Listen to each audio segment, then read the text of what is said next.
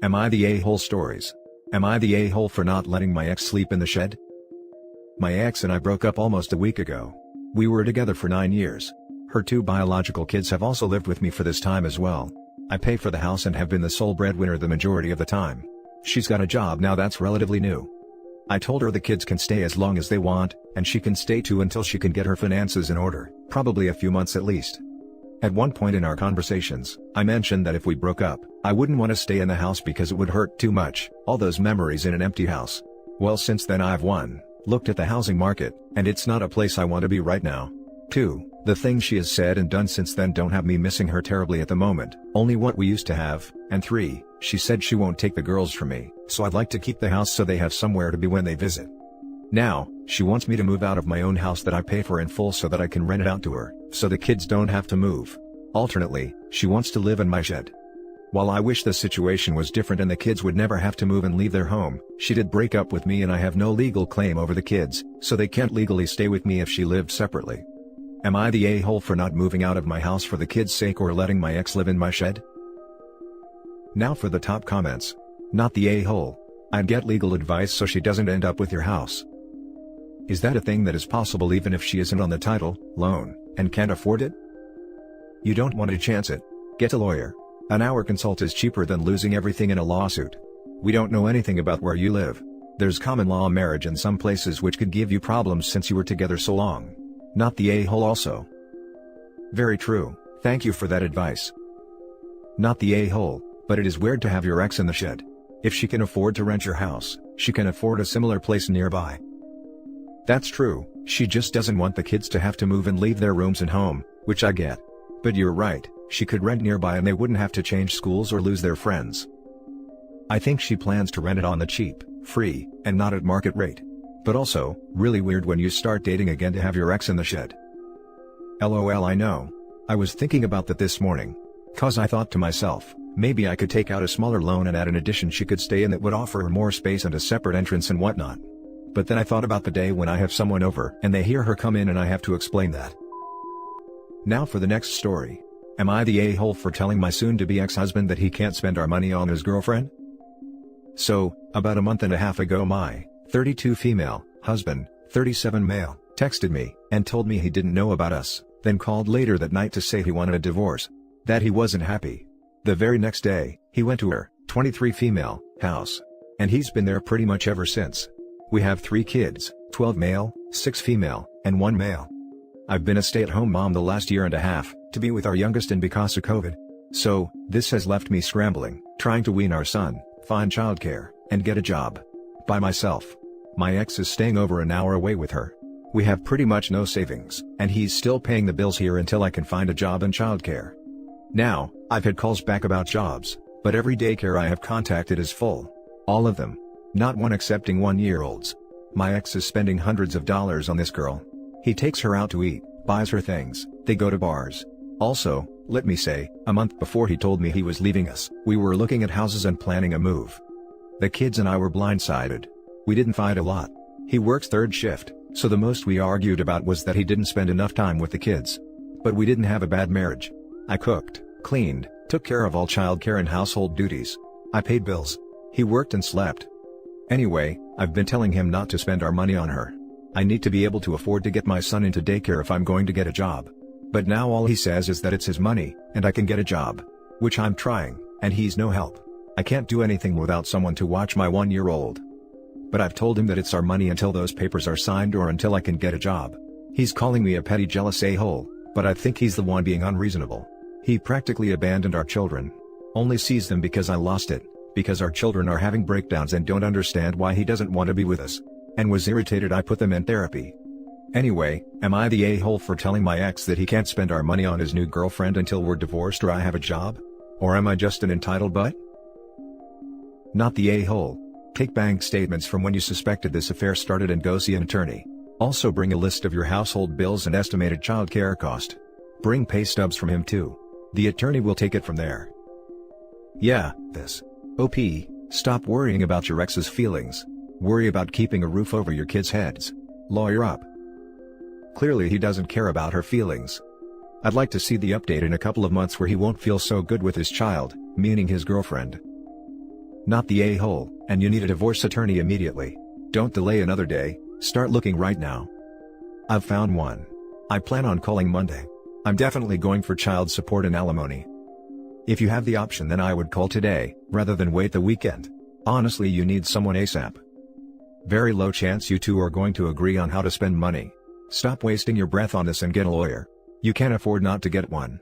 The lawyer can file for you to get support until the divorce is finalized. Not the a-hole, but it's a futile task to try to argue with someone who thinks it's okay to leave the rest of his family, including 3 small children, with 0 income to live on. Stop wasting your time and start fighting for your legal rights. Not the a-hole. Firstly, you should get a lawyer. Where I'm from, the main breadwinner, most times the guy, pays for both lawyers, so you should see if it's like that for you. That man is selfish and a total a-hole. Thank you. Other people keep telling me how generous he is, that he's still paying the bills right now, and I feel like it's the least he can do. He's not helping me find childcare for his kids, and I honestly don't know what to do. Edit. I just wanted to say thank you to everyone.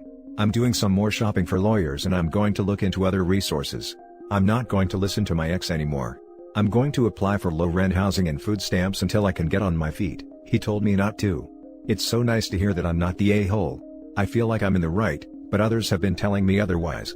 So, thank you again. Next story. Am I the a-hole for refusing to let my soon-to-be ex-wife and her boyfriend have a key to my house to help get our children off the school bus? So the details are this: my wife cheated, yet again, as well as fell back into her old substance habit. Her and her boyfriend are homeless, jobless and hooked on meth. I removed her from the home, I have filed for custody, and she is not on the lease or have any belongings in the house. I work the same hours our kids are in school. However, there is a 20-minute gap between when they get off the bus and when I get home.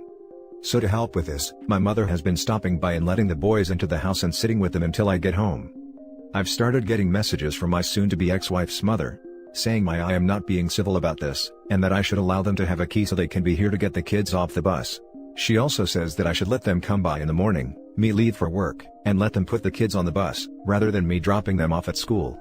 I'd like to add that the option of her picking up the kids from school and waiting on her car for me to get home would be a bad idea, as she has no heat, expired tags, no license and no insurance. I don't think this is a good idea, as she has proven time and time again she is unreliable. 2 weeks ago, she wasn't even home to get the kids off the bus. I rushed home to find my children crying in the front yard.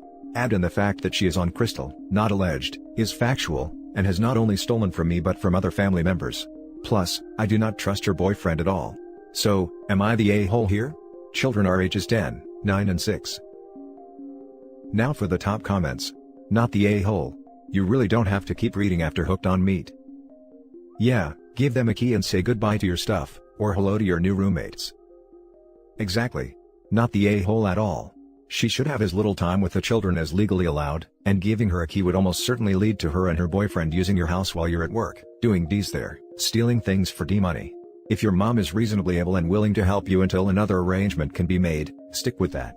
Much safer all around. Not the a-hole. Keys to the house is a bigger issue than just picking up the kids. They could come and go anytime they want. And it's pretty clear they can't be trusted. This is a big safety issue. What's to stop them from entering your home one night high on crystal? Obviously you know them better than I do to know if they'd actually cause any harm, but that's a big concern.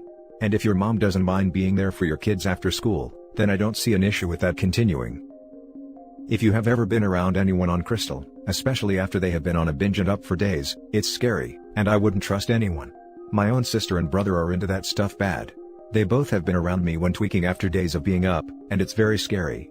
They are unpredictable and get irritated easily. They just stand there sweating and eyes darting around a mile a minute while scratching everywhere. Then they also act crazy and get in people's faces as well, and just in general do stuff they would never do sober. I didn't feel safe at all physically the last time they were around super high, so I don't go anywhere they will be anymore. If family wants to deal with them, fine, but I won't be there. There have been fights and thefts almost every time they are there. Even if it was my spouse, who I love and trust, and who luckily would never touch crystal, who decided to do that, I wouldn't be around him, as that stuff can make you violent, and literally make you have a severe psychotic break. Those kids need supervised visits. Not the a-hole. In the middle of a divorce, if she could get into your house, she's liable to take things, financial records, etc., or refuse to leave and plead for you to let her stay in her house. Now for the last story. Am I the a-hole for the way I dismissed my ex-wife's pleas for more time with our daughter? 3 years ago, ex-wife and I had a bad divorce. She was a bad wife, carried on an affair with some other younger guy for 2 years and gave me chlamydia, called me names, said I was stupid in front of her friends etc., but I admit I was a bad husband too. Such is my inability to satisfy her emotionally, my quietness, lack of romantic spontaneousness etc., which I own, and they are definitely flaws in myself I should have fixed. Anyway, custody of our 8-year-old daughter came to a 60-40 agreement in favor of myself. Recently, my ex would repeatedly ask to either get back with me, or to see our daughter more. My ex, one time on a phone call to me, said she knows she ruined our marriage, but she shouldn't see her daughter less because of it. She said she missed our daughter so much and wanted to see her more, and if I'd agree to appeal to change the terms of the custody deal to 50-50 contact. I declined. She would ask for more time with our child over and over again, and when I told her she'd need to communicate with her lawyer and make an appeal to court herself, she would say that she wanted my blessing because she loved me, and that she knows it didn't seem like it back then, but she really did love me and our daughter so much. Early February, I allowed my ex to help out at my place one evening since my mood was shot as I was laid off from work. I simply wanted to give my daughter dinner and figure out what to do the next day. My ex didn't take note of this, and yet again, she asked for more custody of our child and for us to be a couple again. She said it wasn't fair me taking the most of the parental work when I was just laid off and had no way to support our child. She then let what I feel are her true feelings about me known, when she called me a dummy for getting laid off, which seemed like a slip of the tongue, but I still heard and it stung. I said a flat-out no to her requests, yet again. I said what wasn't fair was her attitude towards me during our marriage, that led to me becoming a diseased unlovable clown with an STD. What wasn't fair was her calling me moronic in front of her friends. What wasn't fair was her criticizing me for being a horrible parent and partner, when she had her faults too. And for her mistakes, we'll never be together again or be a family again. I said she's got a lot of men to screw around with, and this time, she isn't married so no extra stress of honoring vows, and that a 50-50 custody arrangement wouldn't be easy for her lifestyle. While all I've been thinking about is making sure our daughter was okay with school, being fed, and happy. I then told her to get serious for once, and to enjoy the time she has with our kid now. She started crying and said she maybe was right to divorce me, since I'm such an insensitive prick sometimes. Even her friends and family have apparently said as much about me after she told them of what I said. I simply see it as me laying my feelings out honestly. But am I the a-hole for this? Everyone sucks here. I have to point out that you've talked a lot about your grievances against her, and about her grievances against you, and not at all about what your daughter wants or what is best for her. Difficult as it is, put your own hurt feelings aside and make that your focus. OP got primary custody for a reason. She is trying to manipulate him into getting more, using her daughter as leverage. Not the a-hole. She sounds toxic. Wounds take time to heal. If you're not ready to agree to give her more time with your daughter, there's nothing wrong with that.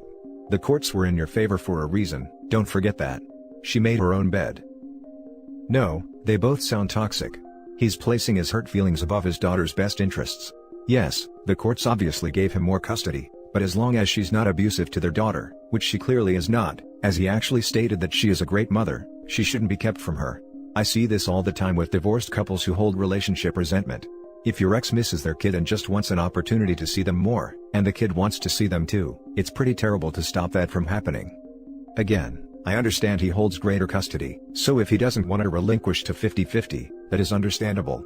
I get it. But letting her take her out for a movie or something, for example, on one of his days shouldn't be such an issue. Assuming the kid wants to go too, of course.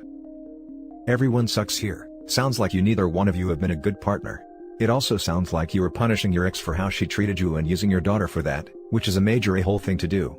Unless your wife treated your daughter badly, how she treated you shouldn't have any bearing on when she sees her, unless there was mistreatment. I understand why she would ask you first about changing the agreement, but honestly, she should just take it to the court. Everyone sucks here. Your reasoning sounds entirely based on how messy your relationship is, and nothing to do with what is best for your child. You two can have a 50-50 arrangement and still not get together. You say her lifestyle is unsuitable for this arrangement, but you haven't said how. The biggest question here is, has her situation changed since your divorce to be one that's more suitable for a 50-50 arrangement? How old is your child? And depending on their age, what do they think? You and your ex sound like a toxic mess together, and from the sounds of things, it's a good thing you got divorced. But the lingering feelings from the divorce seem to be having a significant impact on your ability to co-parent, which isn't really fair on your child. And that's it for this video, guys. If you have thoughts to share, leave a comment below. Don't forget to hit like and subscribe if you like this content. I'll catch you in the next one. Good day, everyone.